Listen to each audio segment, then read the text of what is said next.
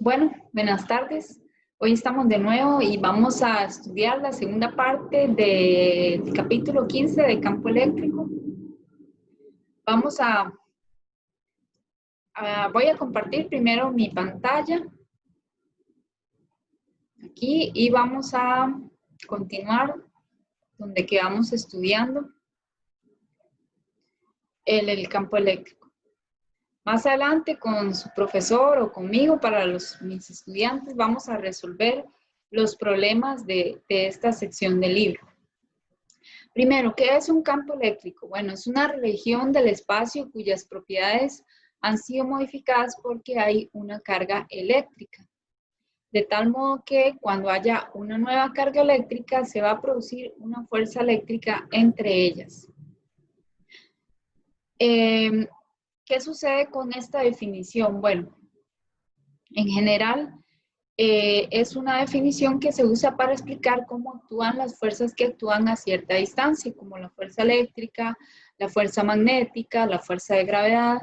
Entonces, todas esas son fuerzas que actúan a distancia y se cree que interactúan a través de un campo eléctrico, a través de un campo, no necesariamente eléctrico. La fuerza eléctrica interactúa a través de un campo eléctrico. Sin embargo, el campo eléctrico, por ejemplo, no es medible directamente. Solo se puede observar su efecto si se coloca una carga cerca de donde está ese campo eléctrico. Si se coloca una carga y la carga experimenta una fuerza, quiere decir que ahí hay un campo eléctrico. Esta fue una idea introducida por Faraday para explicar el efecto de la inducción electromagnética en el año 1832.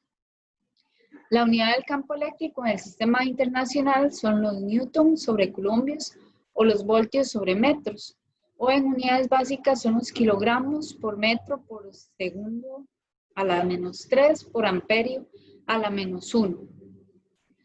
En sí, digamos, el campo eléctrico no se puede medir, pero sí sabemos que existe por su efecto sobre las otras cargas. Es algo un poco extraño que tiene la física. Entonces realmente uno se queda así como pensando. ¿Qué es lo que sucede cuando hay un campo eléctrico? Bueno, imagínense que usted está muy perfumado, tanto que ya ni siquiera lo puede sentir. Entonces, ¿qué pasa con ese perfume? Bueno, que cuando las personas se acercan pueden sentir ese perfume, pero si alguien está muy lejos no va a percibir ese olor, precisamente porque está muy lejos. Y esa persona, cualquier otra persona, puede darse cuenta de su perfume cuando se acerca simplemente. Pasa lo mismo con el campo eléctrico, ¿verdad? Se hace como una perturbación del espacio alrededor de esa carga. En general, la fórmula del campo eléctrico, que es un vector, es igual a la fuerza eléctrica entre la carga eléctrica. Y las unidades del sistema internacional son newton sobre coulomb. ¿Qué pasa si el campo eléctrico, por ejemplo, vemos esta figura y tiene una dirección hacia la derecha? Las cargas positivas van a tender a moverse en la dirección del campo y las cargas negativas van a tenderse a mover en la dirección opuesta.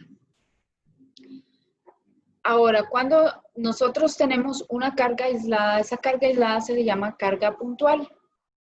Quiere decir que solo es un punto, no tiene un punto en matemáticas o en física, no tiene ni área ni volumen, solo es un punto.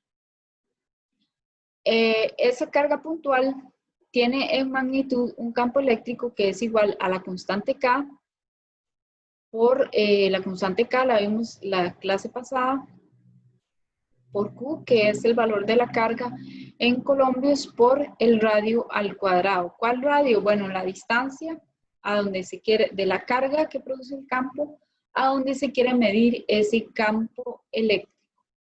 Pero esa fórmula solo funciona para cargas puntuales, o sea, para cargas aisladas. Cuando nosotros tenemos otros tipos de configuraciones donde hay más cargas o diferentes formas de la geometría del problema, ya esa fórmula no funciona. vamos a ver, por ejemplo, aquí el campo eléctrico de una carga puntual, ¿verdad? Q es nuestra carga puntual y Q va a ejercer un campo eléctrico igual a K por Q por R cuadrado. La doble barrita significa valor absoluto, que en este caso solamente calculamos el número, la magnitud. No vamos a calcular la dirección a partir de esa fórmula.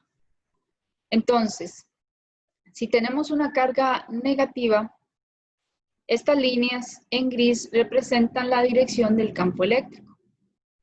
La carga negativa es de magnitud Q y así calculamos el valor del campo eléctrico en el punto a una distancia R de donde tenemos esa carga. Pero la magnitud del campo eléctrico está, la dirección, ¿verdad? Porque el campo eléctrico es un vector, necesita tanto la magnitud, que es el número, como su dirección. Entonces, para una carga eléctrica negativa, la dirección del campo está señalado por las líneas grises y va hacia adentro, en una forma radial hacia adentro. Radial como los radios de la bicicleta, ¿verdad? Eso significa radial. Entonces va entrando para una carga negativa, de tal modo que si hubiera una carga positiva de prueba, Q sub 0, la ponemos aquí, y la carga central es negativa, pues ¿qué va a suceder? Que se van a atraer. Y entonces la carga Q va a seguir la dirección de las líneas de campo eléctrico, tal como lo mencioné en la diapositiva anterior. Esas se llaman líneas de campo eléctrico o líneas de fuerza. Lo que dicen es la dirección del campo eléctrico. Esto fue introducido por Michael Faraday también, que introdujo el concepto de campo eléctrico y también el concepto de estas líneas de campo. Cuando las cargas son positivas, las líneas van hacia afuera. Y en el caso de la carga puntual, pues las líneas son radiales hacia afuera. Y si la carga es negativa, como en este ejemplo, de menos 1,8 microcoulombios, las cargas van hacia adentro. Y tienen una dirección única. Nunca, nunca se intersecan dos líneas de campo. Entonces, ya sabemos, digamos, que las cargas positivas producen campos eléctricos que salen radialmente hacia afuera y las cargas negativas producen campos eléctricos que entran hacia la carga en forma radial, ¿verdad? Ese es el caso de las cargas aisladas. Tenemos otras configuraciones de carga que son diferentes, que no son solo una carga aislada. Por ejemplo, estas que tenemos aquí. La primera, la de la izquierda, es la que se llama el dipolo eléctrico. El dipolo eléctrico son dos cargas de igual magnitud, tienen los mismos colombios las dos, pero de carga opuesta, signo opuesto. Una es positiva y la otra es negativa. Están separadas por una pequeña distancia, de tal forma que sí hay una fuerza entre ellas. Y los campos eléctricos, por ejemplo, el campo que venía entrando radialmente hacia la carga negativa cuando estaba sola y el campo que salía radialmente hacia de la carga positiva, se van a deformar para formar esta configuración que se llama el dipolo eléctrico. Las líneas se van a empezar a curvar de tal forma que salen de la positiva y entran a la negativa. Ahora, ¿qué sucede con estas cargas? Bueno, entre más líneas de campo hayan en una región, eso quiere decir que el campo es más intenso. Por ejemplo, aquí en el centro, las líneas de campo son más intensas. Y aquí afuera son menos, o sea, hay menos líneas porque el campo es menos intenso. Tenemos estas otras dos configuraciones. La primera son dos cargas positivas, la A, ¿verdad? ¿Qué sucede con las cargas positivas? Que ellas se repelen. Entonces, normalmente para tener una carga positiva, tendríamos el campo saliendo radialmente hacia afuera, pero al haber una otra carga positiva, las líneas de campo se distorsionan y tratan como de alejarse, repelerse entre sí, y por eso se curvan de esta manera. Esta es otra configuración de carga. Ahora, ¿qué sucede si tenemos un dipolo, pero esta vez una de las cargas es más grande que la otra? Entonces vemos que las líneas de campo se curvan, pero también tienen otra configuración diferente.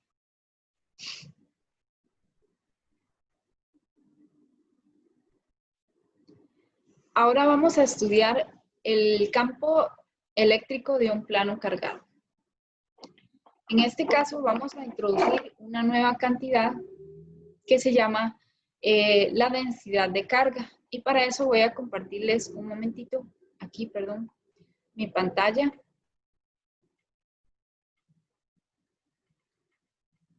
Y voy a compartir la pizarra.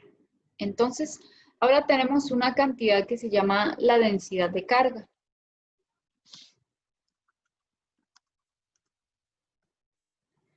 Hay diferentes tipos de densidad de carga. Tenemos la densidad de carga que se llama lineal, a la cual le voy a poner una letra ρ y una L. Y va a ser igual a la carga en colombios, ¿verdad? Sobre la longitud. Estas unidades son colombios sobre metro. Eso es cómo se distribuye la carga a lo largo de una longitud. Esta cantidad nos sirve a nosotros para cuando estudiamos, por ejemplo, un cable, porque en física un cable, podemos decir que un cable no tiene espesor, que es solo en una dimensión a lo largo de su longitud. Recuerden que la carga en general se mide como múltiplos de la carga del electrón, o sea, n por la carga del electrón. Y la carga del electrón es, ya todos lo saben, 1,6 por 10 a la menos 19 colombios.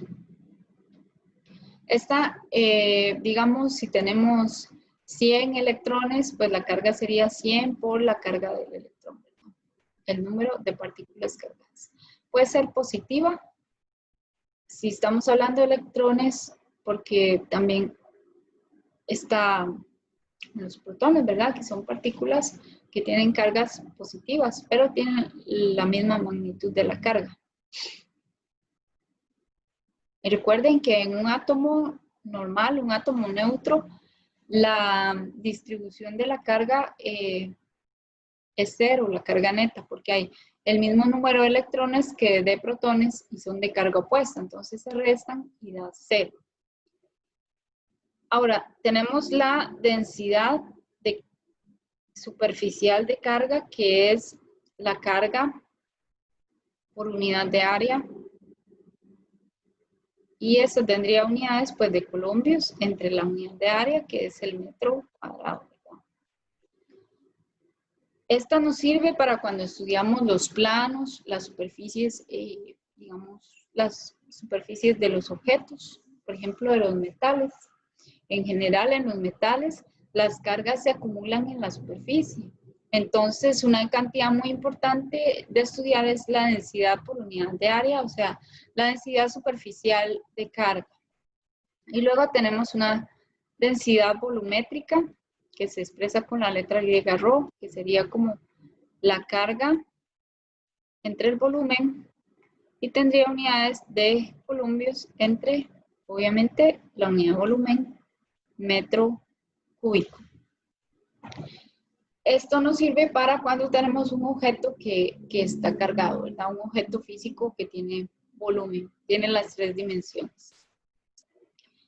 En este caso de este problema vamos a estudiar el plano. El plano es una superficie que no tiene espesor. Vamos a decir que es muy, muy delgadito, así como una sábana o como una hoja, que solo tiene área.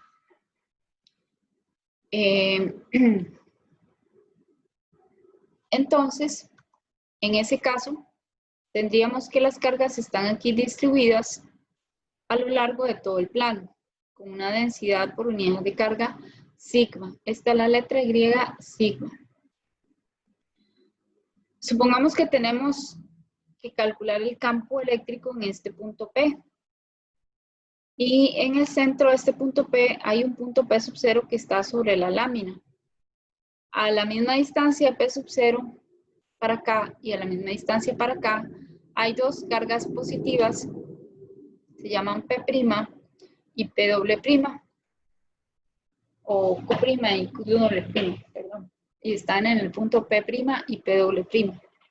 Entonces queremos calcular el campo producido por esas cargas en este punto.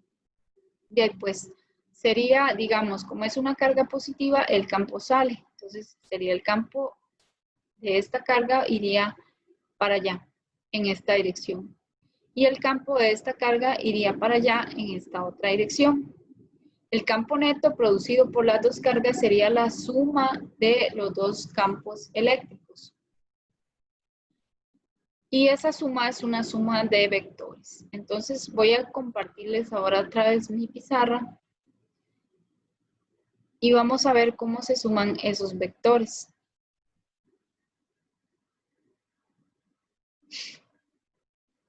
Entonces vamos a tener aquí un eje coordenado. Este es el Y, el vertical, y este es la X. Y entonces, vamos a dibujar el campo eléctrico producido por la partícula primada, que sería E'. Y como es vector, le ponemos la flechita. Y el otro viene en la otra dirección, que es producido por la otra partícula, E', la partícula que está en el punto P'. Voy a borrar así. Ahora sí. Entonces, ¿qué va a suceder? Bueno, nosotros para sumar vectores, ya sabemos que los vectores se suman por componentes. Tenemos que sacar las componentes X y Y de cada uno de estos vectores. Por ejemplo, la componente X del vector E' va para allá. Quiere decir que es positiva. Va para la derecha. Y la componente Y del otro vector va para la izquierda. Quiere decir que es negativa. Las componentes Y van hacia arriba. Bueno, no me salieron muy perpendiculares. Van hacia arriba y ambas son del mismo signo, signo positivo. ¿Qué sucede entonces cuando vamos a sumar el vector, por ejemplo, el vector campo eléctrico total y queremos sacarle la componente X? Bueno, el vector campo eléctrico total va a tener componente X y componente Y, pero las componentes X va a ser como la componente X del vector prima más la componente X del vector doble prima. Y si ustedes se fijan, pues tienen signos opuestos. Uno va a ser positivo y otro va a ser negativo. Y también la magnitud de esos vectores va a estar dada por esta fórmula. La magnitud quiere decir el número. K, que es una constante, por Q, que es el mismo valor para todas las cargas, por R al cuadrado. ¿Y R cuál es? R es la distancia del punto P a donde estaban las cargas y se supone que las dos están a la misma distancia. Entonces el valor de esto es el mismo para los dos, pero de signo opuesto. Eso quiere decir que nos va a sumar 0. Que no va a haber campo en X. Pero ¿qué pasa con el campo eléctrico en la dirección Y? Bueno, que el campo eléctrico en la dirección Y, como ustedes lo ven, también se va a sumar, pero todas las componentes van a ser hacia arriba. Quiere decir que se va a sumar y va a adquirir el doble de valor que antes. Y si tenemos, por ejemplo, todas las cargas, pues todas las cargas van a tener el mismo efecto, porque si este es el centro, pues aquí hay una partícula y a la misma distancia hay otra partícula que cancela el campo en X de la partícula que está a la misma distancia y así sucesivamente. O sea, todos los campos en X se van a anular y solo nos va a quedar un campo vertical producido por todas las partículas.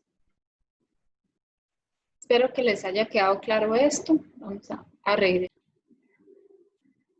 Bueno, entonces ahora vamos a continuar. Voy a compartir mi pantalla aquí donde está la presentación. Vamos a continuar estudiando el plano, ¿verdad? Ya sabemos que el campo en X se va a cancelar y la configuración de la lámina de carga solo va a tener un campo eléctrico vertical. A ese campo eléctrico lo vamos a aceptar así, sin ninguna demostración, que es igual a la densidad de carga, que es la carga por unidad de área, dividido entre 2 por epsilon 0. Epsilon 0 es la constante de permitividad que vimos la clase pasada. Entonces, ahora, ¿qué es lo que vamos a hacer? Vamos a ver qué pasa si tenemos dos planos paralelos cargados. Uno está positivo y otro es negativo. Nosotros sabemos que para un plano uniforme, el campo eléctrico solo van a ser flechas en forma perpendicular al plano. Vimos que no había campo en X, en esta dirección. Y el campo va a salir de la lámina positiva y va a entrar a la lámina negativa. Esta densidad de carga sigma aquí es una densidad de carga positiva y esta densidad de sigma aquí es una densidad de carga negativa. Carga por unidad de área. Entonces, nosotros sí tenemos que sumar el campo eléctrico. El campo eléctrico para todas estas cargas va hacia abajo, pero el campo eléctrico para las cargas negativas va también hacia abajo porque aquí va entrando. Entonces, los campos eléctricos van a ser de la misma dirección y se van a sumar en la dirección de vertical y se van a sumar los dos. Entonces, el campo eléctrico para un plano, dos placas paralelas cargadas es sigma sobre epsilon 0. ¿Por qué? Porque habría que sumar esto y un medio más un medio da 1. Esta configuración de placas paralelas se usa para, en física tiene mucha importancia porque hay un tipo de dispositivo eléctrico que se llama capacitor de placas paralelas, que lo que hace es almacenar energía. ¿Almacena energía en qué forma? En forma de campo eléctrico. Entonces, este tiene mucha importancia en electrónica y más adelante vamos a estudiar este tipo de dispositivos. Ahora, con su profesor, vamos a pasar, vamos a resolver ejercicios acerca del campo eléctrico. Muchas gracias. Espero que les haya gustado la clase, que la hayan disfrutado.